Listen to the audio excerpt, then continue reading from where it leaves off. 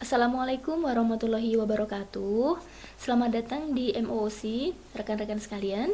Pada kesempatan kali ini, perkenalkan, saya Zayin Dinana dari peneliti Lembaga Penyakit Tropis Universitas Airlangga, di mana pada kali ini saya akan memaparkan terkait modul kedua yang berjudul Good Clinical Laboratory Practice yang pertama. Jadi untuk Good Clinical Laboratory Practice nanti akan ada 2 chapter ya, yang satu dan yang kedua. Dan di sini saya akan membahas yang GCLP yang pertama dan meng-highlight yaitu BSL 2. Nah, selanjutnya ini ada GCLP yang menerapkan prinsip-prinsip yang ditetapkan dalam Good Laboratory Practice atau GLP dan Good Clinical Practice atau GCP untuk menghasilkan data yang relevan dengan analisis sampel dari uji klinis.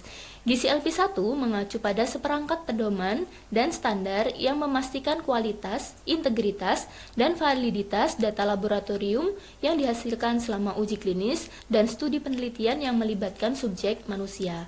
Nah, peran GCLP 1 ini sangat penting untuk menjaga kredibilitas dan keabsahan hasil yang diperoleh dari pengujian laboratorium klinis.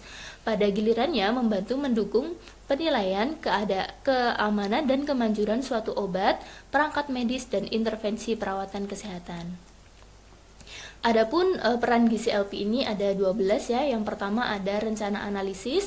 Nah, rencana analisis ini berupa rencana atau dokumen formal yang menjelaskan semua aspek pekerjaan yang akan dilakukan oleh fasilitas uji coba. Yang kedua ada manajer proyek analitik, yaitu suatu individu yang bertanggung jawab atas keseluruhan pelaksanaan pekerjaan yang ditentukan oleh rencana analitik. Nah, sedangkan yang ketiga ada laporan analitik, yaitu laporan formal yang dapat diterbitkan setelah penyelesaian pekerjaan yang dirinci dan rencana analitis. Yang keempat ada hasil analitik. Hasil analitik berupa dokumen yang berisi hasil analisis yang diterbitkan setelah analisis sampel selesai. Dan yang kelima ini ada penyelidik, yaitu individu yang bertanggung jawab atas pelaksanaan uji klinis yang perannya ditetapkan oleh ICH-GCP. Dan yang keenam ini ada audit mutu, yaitu suatu badan atau sistem yang ditetapkan termasuk personal yang independen dari pelaksanaan uji coba direncanakan untuk memastikan manajemen fasilitas uji coba mematuhi cara uji coba yang baik. Dan yang ketujuh ini ada data mentah yang berupa semua catatan dan dokumentasi asli atau salinan yang telah diverifikasi yang dihasilkan dari pengamatan dan kegiatan selama pelaksanaan pekerjaan.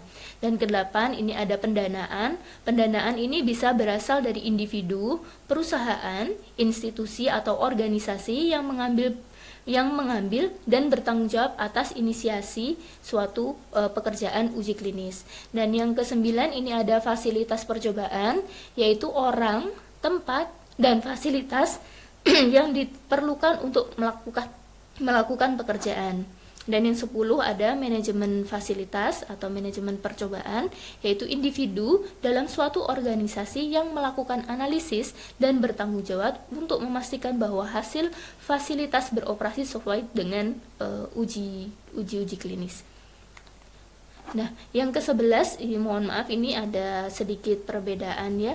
Jadi selanjutnya ini ada yang ke-10 terkait manajemen fasilitas ya. Selanjutnya ada bahan percobaan. Nah, pada bahan percobaan ini pastinya akan ada termasuk sampel, spesimen, data hasil atau rekam-rekaman medis yang lainnya.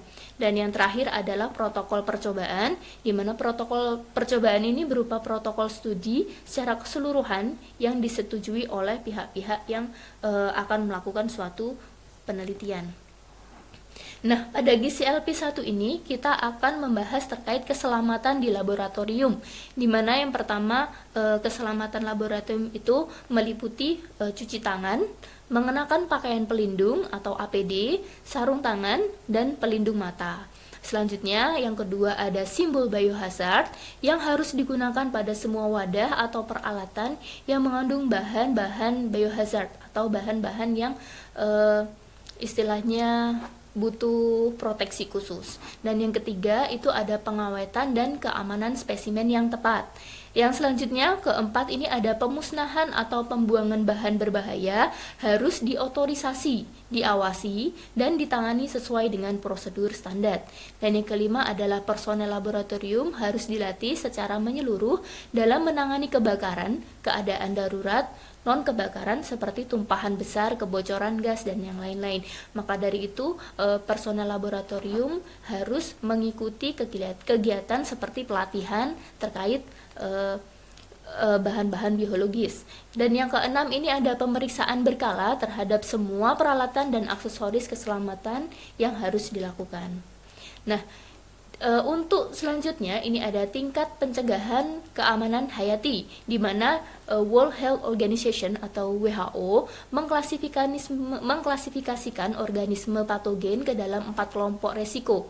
Yang pertama itu kelompok resiko moderate atau kelompok resiko 1, kelompok resiko 2, 3, dan 4 berdasarkan infektivitas organisme. Dan selanjutnya untuk 4 tingkatan laboratorium biosafety biasanya kita gunakan, yaitu ada BSL 1, BSL 2, BSL 3, dan BSL 4. Nah, kita masuk ke dalam patogen atau organisme, di mana BSL 1 biasanya kita berkutat dengan bakteri atau bakteri-bakteri yang tidak patogen, dan juga untuk yeast atau perjamuran.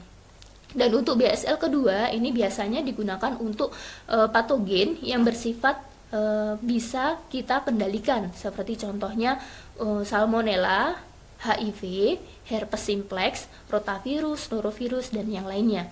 Dan untuk BSL 3 biasanya ini membutuhkan suatu proteksi terhadap kita sebagai laboran ya. Nah, itu seperti contohnya untuk SARS-CoV-2 itu juga membutuhkan BSL 3, avian influenza, dan juga Yersinia pestis. Dan untuk BSL 4 biasanya ini adalah untuk patogen-patogen yang memiliki penularan yang sangat cepat dan sangat patogen. Dan biasanya ini melalui aerosol. Nah, biasanya untuk virus berupa virus Ebola dan smallpox virus. Selanjutnya ini kami tekankan bahwa pada GCLP 1 ini pembahasan yang akan lebih kita utamakan itu adalah pada BSL 2 sebagai fasilitas biologi molekuler. Jadi untuk BSL 2 ini kita harus ada dilengkapi beberapa fasilitas untuk menangani biomaterial yang menimbulkan bahaya, sedang jika tidak cedera pada kulit atau paparan pada selaput lendir atau pada tertelan seperti itu ya. Selanjutnya, semua laboratorium diagnostik dan perawatan kesehatan di sektor publik atau swasta harus memiliki fasilitas BSL 2. Dan selanjutnya untuk BSL 2 sendiri berlaku untuk laboratorium klinis, laboratorium diagnostik, pengajaran, dan laboratorium lain di mana pekerja dilakukan dengan agen resiko sedang yang ada di masyarakat dan terkait dengan manusia. Nah, apa saja sih yang biasanya patogen kita investigasi di BSL 2 ini? Biasanya sih ada hepatitis, jadi hepatitis B, hepatitis C, itu biasa kita lakukan di BSL 2, virus HIV, Salmonella, herpes simplex, toxoplasma, rotavirus, norovirus, sapovirus, dan beberapa virus yang lainnya. Nah, ada pun beberapa fasilitas laboratorium. Kok gini? Iya, Mas. Tak pencet apa? Bisa dilanjut nggak, Pak?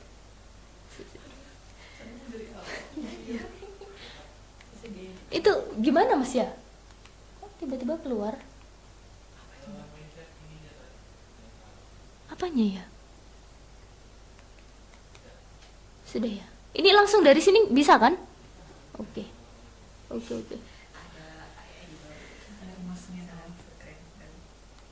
aja. Nah, ini selanjutnya ada prosedur kerja pada GCLP 1. Yang pertama ini ada personil. Jadi pastikan ada personil dalam kita melakukan suatu uji molekuler. Yang kedua ada fasilitas dan peralatan. Jadi dipastikan fasilitas yang kita punya itu sudah memadai dan peralatan yang kita akan kita gunakan itu sudah steril dan juga lengkap ya. Dan ketiga ini ada standar operational procedure atau SOP yang dimana saya akan membahas lebih dalam pada slide berikutnya. Dan yang keempat ini ada dokumentasi. Jadi dokumentasi ini biasanya kita mendokumentasikan semua langkah-langkah pekerjaan dari sampling, dari pendataan sampai kita melakukan analisis uji klinis.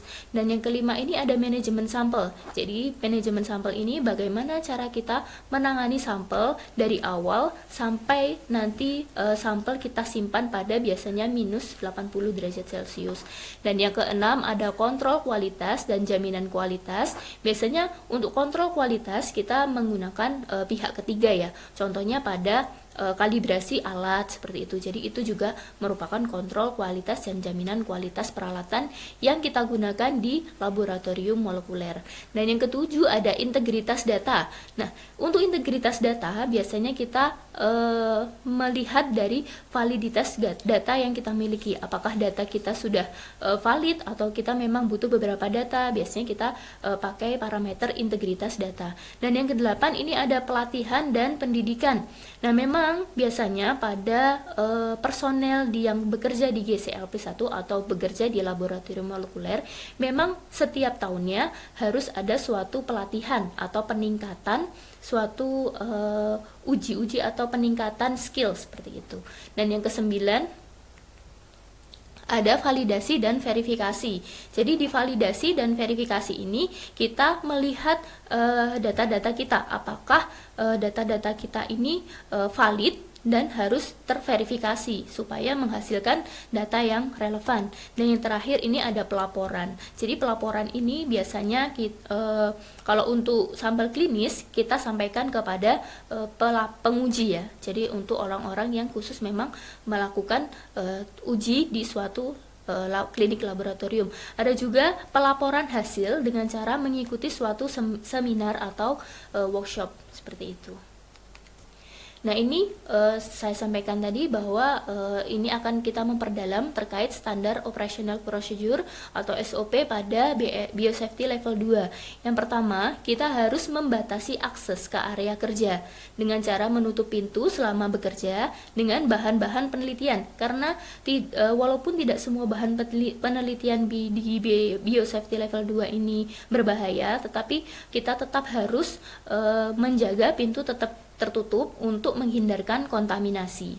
Dan yang kedua, pemasangan tanda peringatan biohazard di titik-titik akses pada peralatan yang mengandung atau terkontaminasi oleh bahan yang berpotensi menular. Jadi memang gunanya tanda biohazard itu adalah untuk memproteksi kita dan juga agen-agen yang akan kita teliti. Yang ketiga itu ada cuci tangan. Jadi setelah kita menangani sampel biologis dan kita selanjutnya melepas sarung tangan, jangan lupa untuk selalu mencuci tangan. Karena walaupun kita sudah memakai sarung tangan, kita juga harus memproteksi diri kita dengan cara cuci tangan dari patogen-patogen yang kita teliti. Dan yang selanjutnya, yang keempat ini dilarang untuk makan, minum, dan lain-lain di area kerja. Jadi ini memang sangat dilarang ya, karena untuk makan dan minum di area laboratorium itu juga sangat strict. Selanjutnya yang kelima ini ada dilarang memasukkan pipet atau benda laboratorium ke dalam mulut.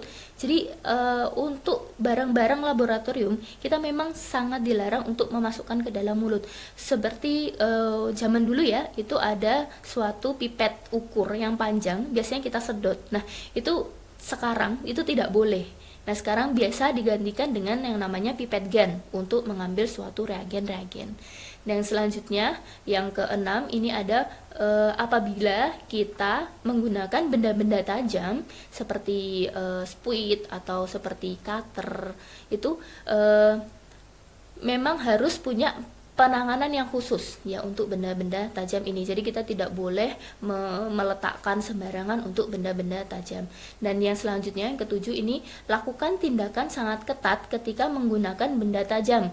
Nah, ini kita memang harus berhati-hati apabila kita menggunakan benda tajam di dalam biologi molekuler, dan membuang benda-benda tajam dengan hati-hati dan benar, karena benda-benda ini biasanya sudah terkontaminasi dengan patogen. Makanya kita harus secara hati-hati untuk membuang. benda-benda tersebut. Selanjutnya ini ada dekontaminasi permukaan kerja setidaknya setiap hari. Jadi dekontaminasi ini bertujuan untuk mencegah, sebenarnya untuk ini preparasi kita terhadap suatu patogen untuk mencegah adanya kontaminasi.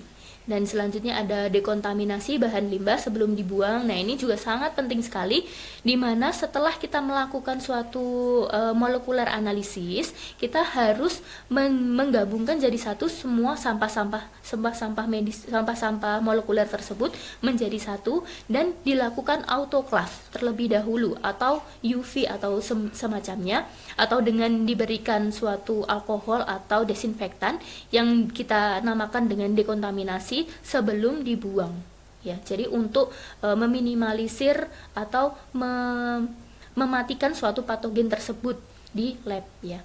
Nah, selanjutnya mengenakan jas lab berkancing untuk melindungi pakaian bebas kita. Jadi untuk jas lab ini sesuai dengan biosafety level yang akan kita pergunakan.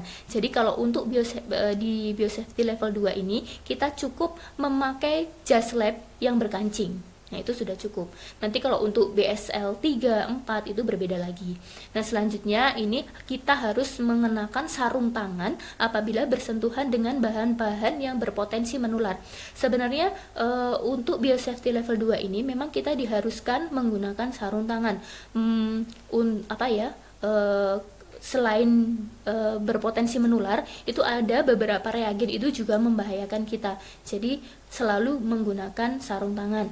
Nah, yang selanjutnya ini mengenakan pelindung mata yang biasanya untuk menghalau percikan semprotan dari beberapa reagen-reagen yang kita akan gunakan. Jadi kalau untuk sebenarnya kacamata ini itu kondisional ya. Kalau kita misalkan bekerja dengan bahan-bahan yang berpotensi untuk ada percikan terhadap muka atau terhadap mata yang itu akan menimbulkan suatu kesakitan, itu diharuskan memakai pelindung mata. Tetapi kalau tidak, biasanya kita tidak memakai pun tidak apa-apa. Nah, selanjutnya pindahkan bahan dari luar ke kampus sesuai dengan peraturan federal dan internasional. Nah, ini memang ada beberapa aturan untuk pemindahan suatu barang-barang reagen, sampel ataupun yang lain-lain. Itu kita memang harus melihat acuan dari peraturan federal dan internasional. Yang selanjutnya ada pahami instruksi tertulis untuk prosedur laboratorium dan respon yang tepat terhadap keadaan darurat. Dan yang terakhir ini, laporkan tumpahan, paparan penyakit dan cedera dengan segera. Jadi kalau misalkan kita terjadi suatu kecelakaan laboratorium, kita harus segera melaporkan. Nah, ini ada standar praktik mikrobiologi di laboratorium BSL 2. Jadi yang tadi kita sudah membahas terkait SOP, sekarang kita bahas terkait standar praktik di mikrobiologi atau patogen di BSL 2. Yang pertama, itu memang harus ada supervisor laboratorium yang menegakkan kebijakan institusi yang mengontrol keselamatan di dalam dan akses ke laboratorium. Jadi memang ada satu orang yang ditugaskan khusus sebagai supervisor laboratorium untuk mengatur semua kegiatan di laboratorium. Jadi tidak sembarang orang bisa masuk atau menggunakan fasilitas-fasilitas yang kita miliki. Dan yang kedua ada pengawasan laboratorium yang memastikan bahwa personel laboratorium menerima pelatihan yang sesuai yang sebagai tugasnya. Jadi memang personel laboratorium ini harus diberikan bekal dengan cara pelatihan khusus ya. Jadi misalkan kita bekerja di BSL 2, kita juga harus memiliki pelatihan khusus terkait BSL 2. Tidak BSL 1. Namun kalau kita sebagai bekerja di BSL 2, kita juga mendapatkan pelatihan di BSL 1 itu tidak apa-apa karena menunjang pekerjaan di BSL 2. Tapi kalau kita misalkan bekerja di BSL 1 tapi kita dapat pelatihannya terkait BSL 2, itu kurang tepat ya. Jadi diharapkan petugas ini mendapatkan pelatihan yang sesuai dengan tupoksinya. Yang ketiga ada status kesehatan pribadi. Jadi di sini apabila ada beberapa personel yang akan bekerja dengan suatu patogen, contohnya hepatitis ya, ataupun SARS-CoV, itu diharapkan sebelum melakukan pekerjaan tersebut itu sudah mendapatkan vaksinasi. Seperti itu. Nah, selanjutnya yang keempat ada terdapat fasilitas kesehatan. Jadi di sekitar laboratorium klinis itu harus ada fasilitas kesehatan. Itu untuk apabila kita terjadi suatu kecelakaan laboratorium. Jadi memang fasilitas kesehatan itu harus ada. Dan yang kelima ini ada tanda yang menggunakan simbol biohazard universal yang dipasang di pintu masuk laboratorium ketika ada bahan infeksius. Nah, untuk simbol biohazard ini tidak hanya dipasang pada bahan-bahan yang akan kita gunakan untuk analisis laboratorium, tapi juga dipasang pada pintu ataupun kaca yang biasanya di situ di dalamnya terdapat suatu patogen atau bahan-bahan infeksius. Selanjutnya, jangan lupa kita selalu apabila yang tidak berkerudung menggunakan penutup kerudung yang gunanya supaya tidak mengkontaminasi suatu wadah, spesimen atau peralatan kita nanti yang akan kita kerjakan. Nah, jangan lupa juga untuk pemakaian sarung tangan ya, karena ini sangat penting. Selanjutnya adalah pelepasan dan pemakaian APD ini harus dilakukan di satu ruangan khusus supaya kita apabila setelah melakukan suatu analisis molekuler di BSL-2 itu apabila baju kita terkena percikan atau baju kita terkena suatu bahan-bahan dari lab itu tidak terkontaminasi keluar. Nah, selanjutnya ini ada mencuci tangan. Jadi biasakan setelah kita melakukan analisis atau uji di BSL-2 kita selalu melaksanakan SOP berupa cuci tangan. Dan yang terakhir ini melakukan semua prosedur untuk meminimalkan terciptanya percikan dan atau aerosol. Jadi kita harus mematuhi semua prosedur-prosedur yang telah ditetapkan dalam suatu standar biosafety level 2. Sekian materi terkait GCP 1. Yang selanjutnya akan dilanjutkan dengan GCP 2. Terima kasih.